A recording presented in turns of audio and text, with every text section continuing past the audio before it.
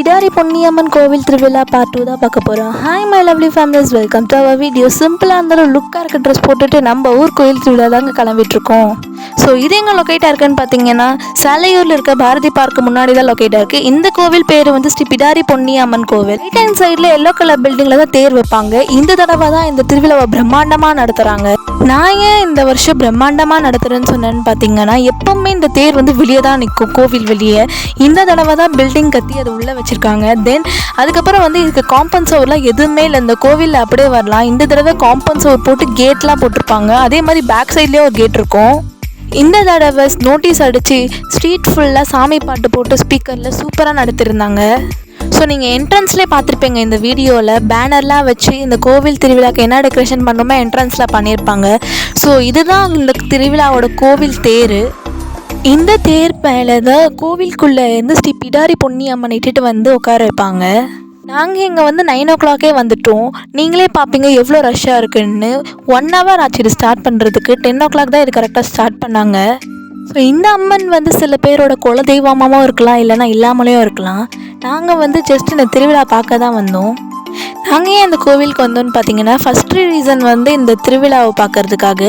Second reason வந்து இன்றைக்கி எங்கள் அம்மாவோட பர்த்டே. ஸோ இந்த கோவிலே வந்து சாமி கும்பிடலான்னு வந்தோம். தேர் இருக்க போகிறது யாருன்னு பார்த்தீங்கன்னா, மெஜாரிட்டி படி உமன்ஸ் தான். ஜென்ட்ஸ் பாதி பேர் தான் இருப்பாங்க. ஏன்னா முன்னாடியே வந்து உமன்ஸ்லாம் வந்து அந்த கயிறை எடுத்து பிடிச்சிக்கினாங்க. ஸோ அதனால் ஜென்ஸால் பிடிக்க முடியல. மறக்காமல் இந்த வீடியோவை கடைசி வரும் பாருங்கள். ஏன்னா உமன்ஸ் வந்து அவங்களோட அபூர்வ சக்தி, அதுக்கப்புறம் தைரியம் இருந்து இந்த தேரை இழுத்துட்டு வருவாங்க. இந்த தேர் இழுத்துட்டு வர்றது அவ்வளோ அசால்ட் இல்லை. சுவாமி வந்து கோவிலை விட்டு வெளியே வந்த உடனே பட்டாசு மூலம்லாம் ஸ்டார்ட் பண்ணிட்டாங்க. 1 hour கழிச்சு தான் இந்த பொன்னியம்மன் கோவிலுக்குள்ளேருந்து வெளியிட்டு வந்தாங்க.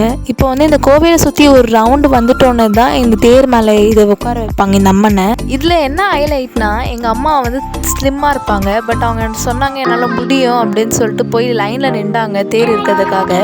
பட் ஆனால் அந்த கயிறை பார்த்துட்டு அவங்க பயந்து ஓடி வந்து என் பக்கத்துல நின்றுட்டாங்க. தென் ஃபைனலாக இந்த பொன்னியம்மனை தேர் மேலே உட்கார வச்சிட்டாங்க.